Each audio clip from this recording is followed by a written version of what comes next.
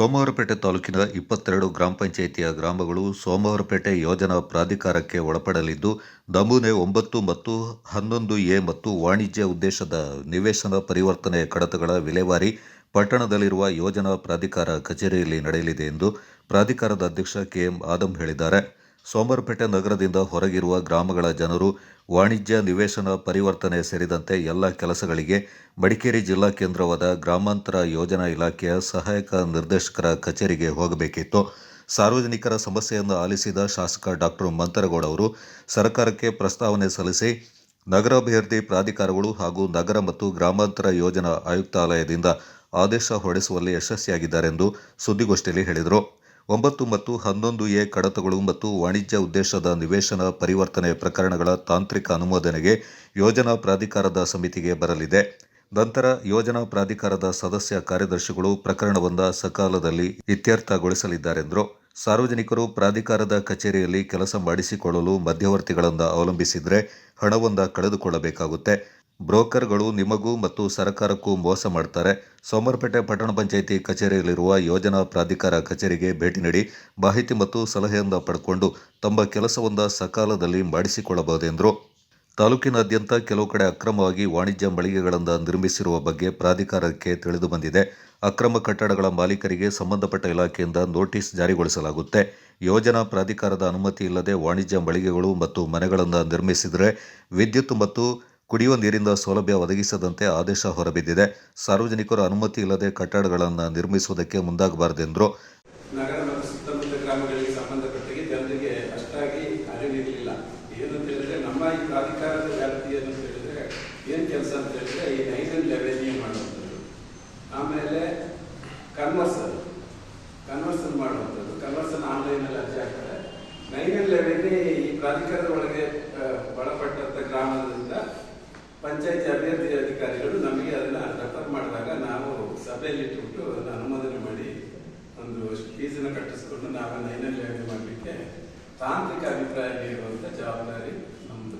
ಅದೇ ರೀತಿ building licence ಏನು ಮನೆಗಳು ಕಟ್ಟಡಗಳೆಲ್ಲ ಕಟ್ತಾರೆ ಅದನ್ನು ಕೂಡ ತಾಂತ್ರಿಕ ಅಭಿಪ್ರಾಯ ಕೊಡುವಂಥದ್ದು ಇದೇ ಪ್ರಾಧಿಕಾರದಿಂದ ಕೊಟ್ಕೊಂಡು ಬರ್ತಾ ಇದ್ದೀವಿ. ಅದು ಕೂಡ ಪಂಚಾಯತಿಯಿಂದ ಕಂಟಿನ್ಯೂ ಮಾಡ್ಕೊಂಡು ಬಂದರೆ ನಾವು ಪಂಚಾಯತಿಯಿಂದ ಬಂದಾಗ ನಾವು ಸ್ಥಳ ಪರಿಶೀಲನೆ ಮಾಡಿ ಅದಕ್ಕೆ ಸಂಬಂಧಪಟ್ಟ ಫೀಸ್ನ ತುಂಬಿಸ್ಕೊಂಡು ನಾವು ಪ್ರಾಧಿಕಾರದಿಂದ ತಾಂತ್ರಿಕ ಅಭಿಪ್ರಾಯ ಕೊಟ್ಟ ಮೇಲೆ ಅವರು ಪಂಚಾಯಿತಿಯವರು ಪ್ರಾಧಿಕಾರ ಏನು ಮಾಡಿದ್ದಾರೆ, ಮೊದಲು ನಾಳೆ ಚಗುಡು, ಆಂಗಲ್ಲು, ಬೇಳೂರು, ಸೋಮವಾರಪೇಟೆ ನಗರ ಸೇರಿದಂಗೆ ಒಂದು ಮಾಸ್ಟರ್ ಪ್ಲಾನ್ ಮಾಡ್ಕೊಳ್ತೀವಿ.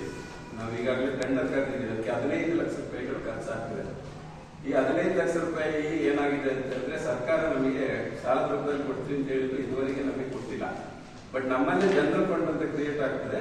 ಅಲ್ಲಿಗ ಒಂದು 8-9 ಲಕ್ಷ ರೂಪಾಯಿ ಹಣ ಈಗಾಗಲೇ ಸಂಗ್ರಹ ಆಗಿದೆ. ಮೊದಲೊಂದು ಕುಂಠಿತ ಸಾಕ್ತಾ ಇತ್ತು.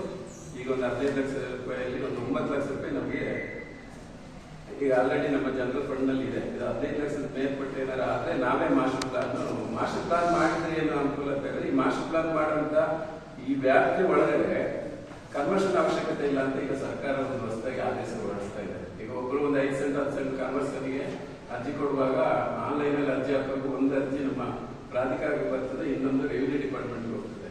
ರೆವಿನ್ಯೂ ಡಿಪಾರ್ಟ್ಮೆಂಟ್ಗೆ ಅವ್ರಿಗೆ ಎಷ್ಟು ಕಷ್ಟ ಆಗುತ್ತೆ ಅಂದ್ರೆ, ವಿಲೇಜ್ ಅಕೌಂಟೆಂಟ್ರು, RI, ಆಮೇಲೆ ಸಿರಸ್ದಾರ್, ತಹಸೀಲ್ದಾರ್, AC, ADC ಆಯ್ತಾ, ADC ಆಮೇಲೆ DC ಹೋದ್ಮೇಲೆ ಅವರು ಕನ್ವರ್ಷನ್ ಹಾಕಿಕೊಡ್ತಾ ಇದ್ದಾರೆ. ಅದಕ್ಕೆ ಪ್ರಾಧಿಕಾರದ ಏನು ಮಾಸ್ಟರ್ ಪ್ಲಾನ್ ಆಗಿದೆ ಅಲ್ಲಿಗೆ ಕನ್ವರ್ಷನ್ ಬೇಡ, ನೇರವಾಗಿ ಪ್ರಾಧಿಕಾರಕ್ಕೆ ಅರ್ಜಿ ಸಲ್ಲಿಸಿದ್ರೆ ಕನ್ವರ್ಷನ್ ಆರ್ಡರ್ ಕೊಡ್ಬೋದು ಅಂತೇಳಿ DC ಗೆ ಡೈರೆಕ್ಟ್ ಆಗಿ ಅರ್ಜಿ ಹೋಗ್ತದೆ. ಅಲ್ಲಿಂದ ಪ್ರಾಧಿಕಾರದ ಒಪಿನಿಯನ್ ಹೋದ್ಮೇಲೆ ಅವರು ಕನ್ವರ್ಷನ್ ಆರ್ಡರ್ ಕೊಡುವಂತ ವ್ಯವಸ್ಥೆ ಸರ್ಕಾರ ಮಾಡಿದೆ. ಅದು ಬೆಂಗಳೂರು ಜಿಲ್ಲೆಯಲ್ಲಿ ಈಗಾಗಲೇ ಅದನ್ನ ಜಾರಿಗೆ ತಂದಿದ್ದಾರೆ. ನನ್ನ ಸರ್ಕಾರ ನಮ್ಮ ಮಂತರಗೌಡರವರು ವಿಶೇಷ ಮುತುವರ್ಜಿಯಿಂದ ಸೋಮವಾರಪೇಟೆ ತಾಲೂಕು ಪ್ರಾಧಿಕಾರ ಅಂತ ಹೆಸರು ಇರೋದಿಲ್ಲ. ಬಟ್ ಸೋಮವಾರಪೇಟೆಯಲ್ಲಿ ಇರುವಂತ ತಾಲೂಕು ಎಲ್ಲ ತಾಲೂಕಿನೆಲ್ಲ 22 ಗ್ರಾಮ ಪಂಚಾಯತಿಲಿ ಏನು ನೈನಲ್ಲಿ ಲೆವೆನಿ ಏನಾಗುತ್ತೆ, ಮತ್ತೆ ಕನ್ವರ್ಷನ್ ಏನಾಗುತ್ತೆ, ಬಿಲ್ಡಿಂಗ್ ಲೈಸೆನ್ಸ್ ಏನಾಗುತ್ತೆ, ಅದೆಲ್ಲ ಕೂಡ ಸೋಮವಾರಪೇಟೆ ಪ್ರಾಧಿಕಾರಕ್ಕೆ ಬಂದು ಅಲ್ಲಿ ಸದಸ್ಯ ಕಾರ್ಯದರ್ಶಿಗಳಿರ್ತಾರೆ. ಮೊದಲು ಮಡಿಕೇರಿಗೆ ಹೋಗ್ತಾ ಇದ್ರು. ಈ ಪ್ರಾಧಿಕಾರ ನಾನು ಏನು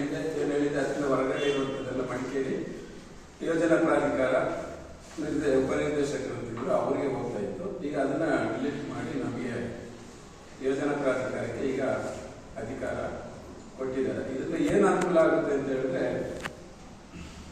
ಈಗ ಈ ದೂರದಲ್ಲಿ ಕೊಡ್ಲಿಪೇಟೆ, ಉದಾಹರಣೆಗೆ ಕೊಡ್ಲಿಪೇಟೆ, ಆಮೇಲೆ ಶನಿವಾರ ಸಂತೆ, ಬೆಸೂರು, ದುಂಡಳ್ಳಿ, ಆಮೇಲೆ ಆಲೂರು, ಸಿದ್ದಾಪುರ, ಮಾದಾಪುರ, ಕರ್ನೂರು ಕೂಡ ನಮಗಿನ್ನ ಸೇರ್ತದೆ. ಇಷ್ಟು 22 ಪಂಚಾಯಿತಿಯಲ್ಲಿ ಸಾಂತಳ್ಳಿಯಲ್ಲಿ ಒಂದು ಕಚೇರಿ ಮತ್ತೆ ಕಂಪ್ಯೂಟರ್ ಸಿಬ್ಬಂದಿಗಳು 2 ಸಿಬ್ಬಂದಿ ಮತ್ತೆ ಒಂದು ಲೀಗಲ್ ನೌಕರರನ್ನು ಒಳಗೊಂಡಂತೆ ಆಫೀಸ್, ಕಚೇರಿ ಆಫೀಸ್ನೆಲ್ಲ ವ್ಯವಸ್ಥೆ ಮಾಡಿಕೊಡುವುದು ಇದು ಆದೇಶದಲ್ಲಿದೆ.